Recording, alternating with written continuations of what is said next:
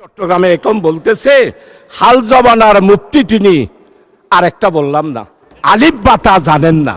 মানে স্পিকার, আমরা ফতোয়ার জন্য আর হাটহাজারে যাব না। আমাদের চট্টগ্রামের আরেক কৃতি সন্তান স্বরাষ্ট্রমন্ত্রী, আজকে আমাদের চট্টগ্রামে একটা কথা এসেছে, ওদের ফতোয়ার জন্য আর মাদ্রাসায় যেতে হবে না। তা আমি জিজ্ঞেস করলাম কেন? হয়তো ফতোয়া তো আপনাদের এই পার্লামেন্টে দেওয়া হয়। ফতোয়া কিরকম?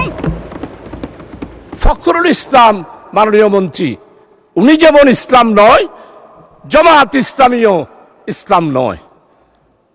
মানে স্পিকার, জামাত ইসলামীকে জানতে হলে 100 বছরের ইতিহাস জানতে হবে।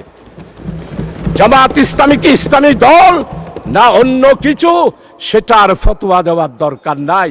তাই আমাদের চট্টগ্রামে এখন বলতেছে হাল জবানার মুফতি তিনি, আর একটা বললাম না, আলিফ বাতা জানেন না। মানে স্পিকার, আমরা ফতোয়ার জন্য আর হাটহাজারে যাব না, ফতোয়ার জন্য পটিয়াও যাব না, ফতোয়ার জন্য লালবাগেও যাব না। আমাদের এই মহান পার্লামেন্টে জামাত ইসলামীকে ইসলামী দল নয় বলে যিনি বলেন, তার কাছ থেকেই আমরা ফতোয়া নেব।